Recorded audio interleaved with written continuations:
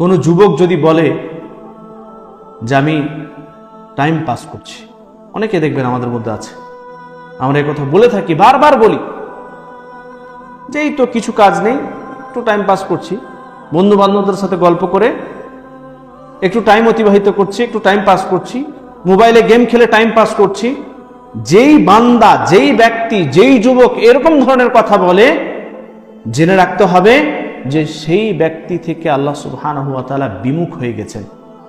ইমাম হাসান বাসরি রাহমাতুল্লাহ আলাইহি তিনি বলেন, আল্লাহ সুবহানাহু ওয়া তাআলার এই ব্যক্তি, যে ব্যক্তি অনর্থক কাজের সাথে যুক্ত, মানে যে কাজের কোনো ফায়দা নেই, ভাবছেন আপনি শরীয়তে তো হারাম নেই, বন্ধু বান্ধবদের সাথে এভাবে গল্প করা এটা তো শরীয়তে হারাম না, কিছু এমন গেম আছে যেগুলোতে কোনো অশ্লীলতা নেই, কোনো হারাম হওয়ার কারণ নেই, সেগুলো খেললে ক্ষতি কি? ক্ষতি কি? ইমাম হাসান বাসরি রাহমাতুল্লাহ আলাইহি তিনি বলছেন, বান্দা থেকে আল্লাহ সুবহানাহু ওয়া তাআলা বিমুখ হয়ে যাওয়ার সবথেকে বড় আলামত হচ্ছে আল্লাহ সুবহানাহু ওয়া তাআলা তাকে অনর্থক কাজে ব্যস্ত রাখেন।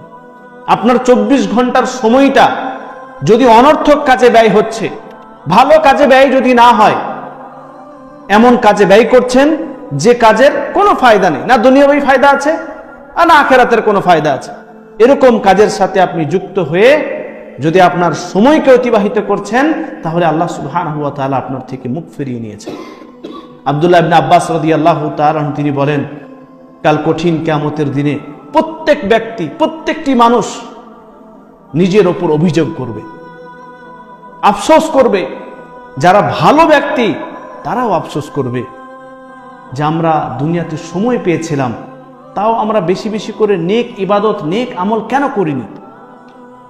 সুন্নত নামাজ পড়ার সুযোগ ছিল, সময় ছিল, সুন্নত নামাজ পড়িনি, ফরজ নামাজ পড়ে বেরিয়ে গেছি। নফল সিয়াম রাখার, নফল রোজা রাখার সুযোগ ছিল, রাখেনি। কোনো দিন ফজরের আগে ঘুম ভেঙে গেছে, তাহাজ্জুদ নামাজ পড়ার সময় ছিল, পড়িনি। ভালো ইবাদত তো করেছি, কিন্তু বেশি বেশি করে আমল করিনি, তার জন্য কাল কঠিন কিয়ামতের দিনে আফসোস করতে হবে। তার জন্য সময় থাকতে আমাদের সকলকেই সব সময় ভালো ইবাদত করার চেষ্টা করতে হবে, নেক ইবাদত করার চেষ্টা করতে হবে, নেক আমল করার চেষ্টা করতে হবে। এভাবেই যখন আপনি কাজে যাচ্ছেন, যেই কাজের সাথে আপনি যুক্ত, সেই কাজে থাকাকালীন আপনি তাসবিহ করতে পারবেন, আল্লাহ তাআলার জিকির করতে পারবেন। যেভাবেই হোক সব সময় আমরা চেষ্টা করব ভালো কাজের সাথে যুক্ত হওয়ার, নিজের সময়কে ভালোভাবে অতিবাহিত করার, অনর্থক কাজের সাথে একদম যুক্ত হব না। যতদূর সম্ভব চেষ্টা করব এমন কোনো কাজ করার যেটা দুনিয়াতেও কোনো ফায়দা হোক বা আখিরাতের ফায়দা অবশ্য।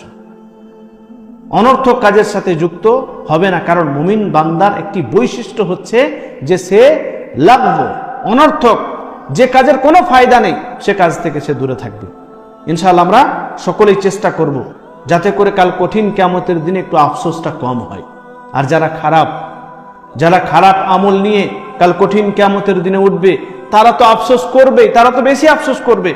তারা আফসোস করবে যে দুনিয়াতে সময় ছিল, মৃত্যুর আগে বুঝতে পেরেছিলাম যে এটা গুনাহের কাজ, এটা খারাপ কাজ, এই গুনাহটা আমার থেকে হয়ে গেছে, তার সত্ত্বেও আমরা আল্লাহ তাআলার দিকে ফিরে আসিনি, তার সত্ত্বেও আমরা তওবা করিনি, তওবা করার সুযোগ ছিল, তওবা করিনি। আজকে আমরা 24 ঘন্টার সময় অতিবাহিত করছি, সেই সময়ের ভিতরে কখন কোন ধরনের গুনাহ আমাদের হয়ে গেল আমরা প্রায় বুঝতে পারি অনেক সময়।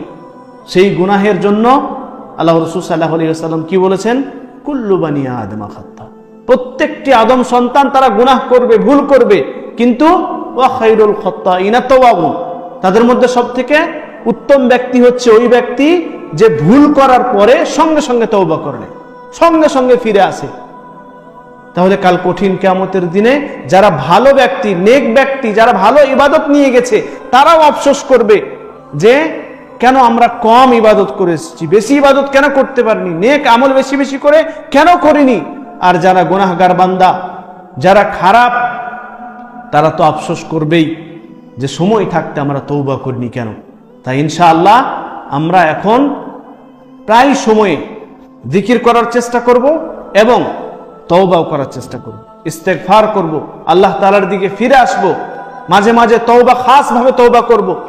জানছি যে কাবিরা গুনাহ হয়নি, তাও আমরা মাঝে মাঝে তওবা করব। কারণ যেই ব্যক্তি তওবা করে বেশি, তার অন্তর নরম হয়ে যায় এবং আল্লাহ তাআলার দিকে তার অন্তর ধাবিত হয় বেশি।